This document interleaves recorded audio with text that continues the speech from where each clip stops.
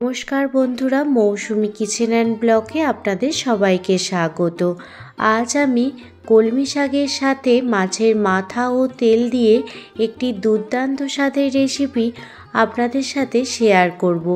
আশা করছি কলমি শাকের এই রেসিপিটি আপনাদের খুব ভালো লাগবে। কলমি শাক ভাজি, কলমি শাকের চচ্চড়ি তো অনেক খেয়েছেন। একবার মাছের তেল দিয়ে কলমি শাক বানিয়ে দেখুন, বাড়ির ছোট থেকে বড় সবাই দেখবেন চেয়ে চেয়ে খাবে। যারা কলমি শাক খেতে একদমই পছন্দ করে না, তাদের একবার এইভাবে বানিয়ে দিন, তারাও দেখবেন খুব তৃপ্তি সহকারে খেয়ে নেবে। তো চলুন বন্ধুরা, আর দেরি না করে রেসিপিটি দেখে নিন। রেসিপিটি বানানোর জন্য এখানে আমি 1 আঁটি কলমি শাক নিয়ে নিয়েছি। বাজারে খুব সহজেই আপনারা কলমি শাক পেয়ে যাবেন। এই রকম ফ্রেশ কলমি শাক খেতে খুবই ভালো লাগে। এবার কলমি শাকগুলো ছোট ছোট করে কুচিয়ে নেব। দেখুন, কলমি শাকগুলো এই রকম ছোট ছোট করে কুচিয়ে জলেতে দিয়ে দিয়েছি। 2-3 বার জল পাল্টে ভালোভাবে শাকটা ধুয়ে নিয়েছি। নিয়ে নিয়েছি কুমড়ো, লম্বা লম্বা করে কেটে নিয়েছি মূলো, বেগুন, আলু, আর নিয়েছি মাছের তেল আর মাছের মাথা। আর মাছের তেলের মধ্যে লবণ হলুদ মাখিয়ে নিয়েছি। আজ কলমি শাকের রেসিপিটি এই মাছের তেল আর মাছের মাথা দিয়ে আর যে সমস্ত সবজি কেটে নিয়েছি এই দিয়েই বানাবো। দেখুন, গ্যাসের ওভেন জ্বালিয়ে কড়াই বসিয়ে দিয়েছি আর কড়াইতে দিয়ে দিলাম পরিমাণ মতো সর্ষের তেল। রান্নাটি সর্ষের তেলে করলেই সবথেকে বেশি ভালো লাগবে। আপনারা চাইলে সাদা তেলেও রান্নাটি করতে পারেন। তেল ভালোভাবে গরম হয়ে গেলে মাথাগুলো প্রথমে ভালোভাবে এপিট ওপিট করে উল্টে ভেজে নেব। খুবই সহজ রেসিপি, একদমই ঘরোয়া মশলায় আজকের এই রেসিপিটি বানিয়ে দেখাচ্ছি। মাছের মাথা 2 দিকটাই খুব ভালোভাবে ভাজা হয়ে গেছে। এবার মাছের মাথাগুলো এক এক করে উঠিয়ে নিচ্ছি। মাছের মাথা দুটো ভেজে নেওয়ার পর মাছের তেলটাও তেলেতে সামান্য পরিমাণ ভেজে নেব। আপনারা চাইলে মাছের তেলটা শাকের সাথে কষানোর সময়ও দিতে পারেন, তবে আমি মাছের তেলটা সামান্য পরিমাণ ভেজে নিয়েছি। এবার ওই তেলের মধ্যেই 1 চামচ পরিমাণে 5 ফোড়ন আর একটি শুকনো লঙ্কা আর সাথে 4 থেকে 5টা রসুন এইভাবে কুচিয়ে দিয়ে দিচ্ছি। প্রথমে ফোড়নটা ভালো করে ভেজে নিতে হবে।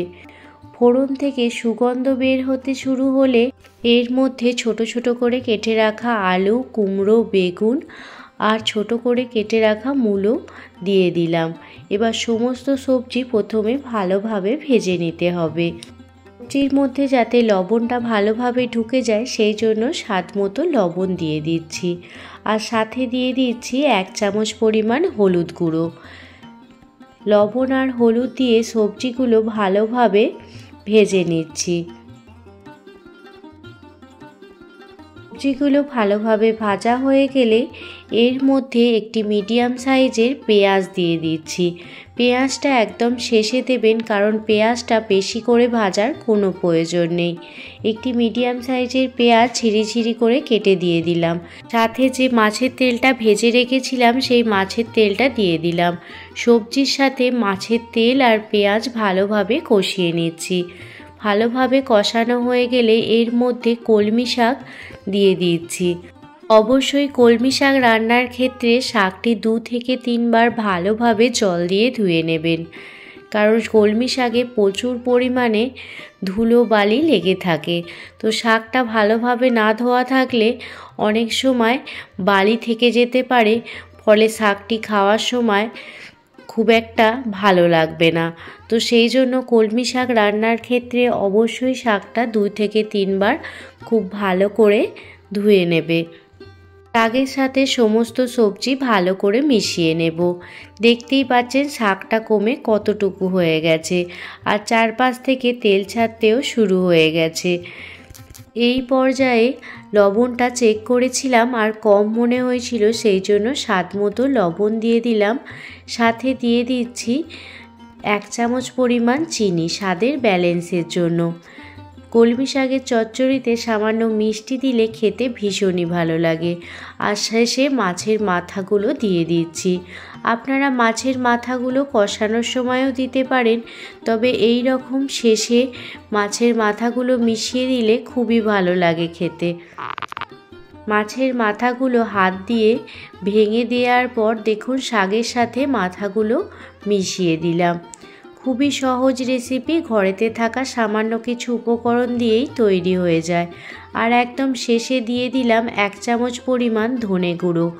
এই রেসিপিটিতে আমি আদার্স কোনো মশলা ব্যবহার করব না, যেহেতু মাছের মাথা দিয়ে বানিয়েছি, তো এই রকমভাবেই খেতে বেশি ভালো লাগবে। পুরো মিশিয়ে নেওয়ার পর গ্যাসের ফ্লেমটি বন্ধ করে দেব। আর মাছের তেল দিয়ে কলমি শাকের এই রেসিপিটি একদমই রেডি হয়ে গেছে।